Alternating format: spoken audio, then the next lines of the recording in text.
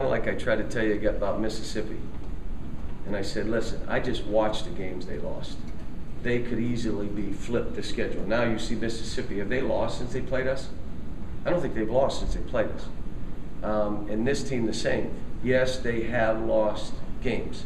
But when you look at them, they're not getting buried. Now, Florida went into their building and played out of their minds and shot ridiculously well. Guarded threes. They just made them. Vanderbilt was a close game until one spurt. One spurt gave them a 10-point lead. The majority of the game was even. A 4.3-minute spurt.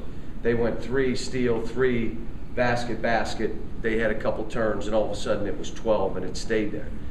But look, they're good enough to beat us. They are. And we're going to have to come and perform. They've got good players. Muldrow's as good as they get. I love their little point. They've got shooters. They've got size. They block shots. They're the leading shot blocking team in our league. And they're a team that's going to shoot 30 to 35 threes. That being said, if they're making them, what's the next game we play? If they're going to shoot them. Can you talk real quick about officiating so far this year? What do you think? I mean, same old SEC or? No, they're fine. You know, there'll be a call or two, and they're more critical, those call or twos now, because the games are so close. But I'll give you this. Vanderbilt. The Florida players said, I fouled Jenkins on a three-point shot, and they lost that game. There was a trip against Tennessee on Van. That always is, it wasn't called, and they lost that game. So now it'll flip, and there was a call maybe against us, and they get that one, and they get another call in another game, and they get by. That's how it is. There's no, I get every call, or he gets every get. That's not the case. I mean, I've been in 2 different leagues. This is my 3rd league. The officiating, and I'm not saying this for posturing or anything else. Anybody that knows me, this is by far the best officiating I've ever been associated with. And that's why I don't say much to them. I don't have to. They're good. Now, they're not making every call, but, you know, and the head of our officials, Gerald, does a great job. You don't have to say much. I don't think the officials have anything to do with where we are. We are what our record says we are. What do you think about the theory that over a season that it all balances out? I would say that. I hope some of the close stuff that's happened to us starts going the other way, but usually it's over a couple seasons. It's not one. A couple of weeks. I'm sorry. Go ahead. There was something on the internet about you guys being in the Naismith tournament. In the what? Naismith Hall of Fame next November. What can you tell us? I don't know. What can I tell them? Are we playing in it? They'll release something early March. What we're playing. Are we playing in it? Back to the officials for a second. A couple of weeks ago, there was on a controversial call. There was a lot made about the official who made the call had worked several games in a row, and talk about officials working a lot of games. Is that a problem? Or I've heard some coaches say they don't mind that they're working a lot of games. They just want the best refs, and a lot of leagues want the best refs. That's why they end up working a lot of games. I would let our league, Gerald Boudreau, deal with that. If he thinks the guy's working too much because of his age or whatever else, he'd probably tell him you're working too many games. And if he thinks a young guy can go 6 straight days with a day off and then go 4 more, I trust that he's going to do the right things. But obviously all of us want the best officials. We all want young officials on someone else's game. How reliable are fans as a gauge for whether a game is being reffed well or not? I think the gauge would be if it goes up on the screen and everybody goes bonkers, then they probably are right. I don't know though.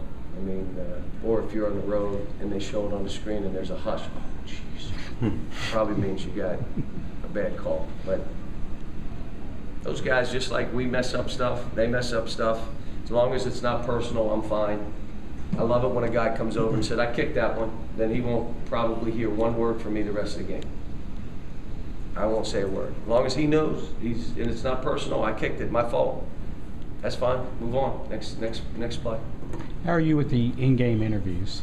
Somebody said you were one of the ones that suggested that they do that. Was that true or not? I don't remember I thought we all voted on it. Yeah. Were you in favor of it, though? I can't even remember, but it's, you know, if the ball's in play, which happened to us last game, Yeah, that's what I was I'm asking. gonna walk away. I told you, I'm not listening to the question. Yeah. You know, they ask me something, I see them coming, and I know what I'm gonna say. Coach, how's the weather? Yeah. We're really trying to block out and do some things a little different. I mean, I'm not listening to what they ask, and then if they keep asking, I walk away and I go sit down. So, Are they good for the league? I mean, I don't know, you have to tell me. Is it helping us, the image of our league? Is it helping us?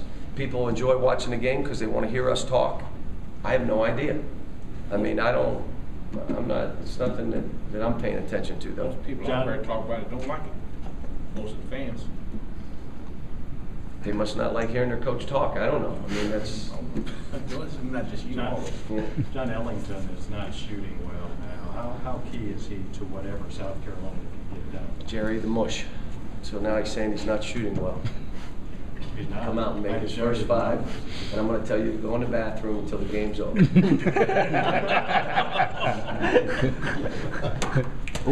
There you go. Coach, if it's too soon to talk about, We're just, you know, it doesn't matter who it is. You got guys coming in to Rupp Arena or playing Kentucky, and it's the game they zero in on. I cannot wait to do it, and they play better than stats. You don't need to look at tape. The tape is not going to tell how they're going to play. Mississippi State played out of their minds. Now, they made some errors and did this to let us back in it, but the way they played, you saw their talent, you saw how good they are, and everybody said, oh, you're going to bury it. What? I mean, we got talented guys. South Carolina has talented players, too. if it's too Last soon to question. think about the NCAA seeding, what about conference tournament? Have you talked to the guys about the importance of winning No. these last few games for Atlanta? Hmm. I don't know. We're worried about the last 5 minutes of the game right now. Not worried about anything else. If we get that right, the other stuff will take care of itself. So, no, we haven't worried about, we're worried about South Carolina. Let's just try to win a game. Let's try to get better. Let's try to finish a game off. Let's walk in and say, okay, we're trying to figure this out. And if we struggle again at the end of the game, let's go back and say, where are we struggling? What can we do? I've got a good team. I've got good players. Now let's try to keep this thing rolling. Thanks.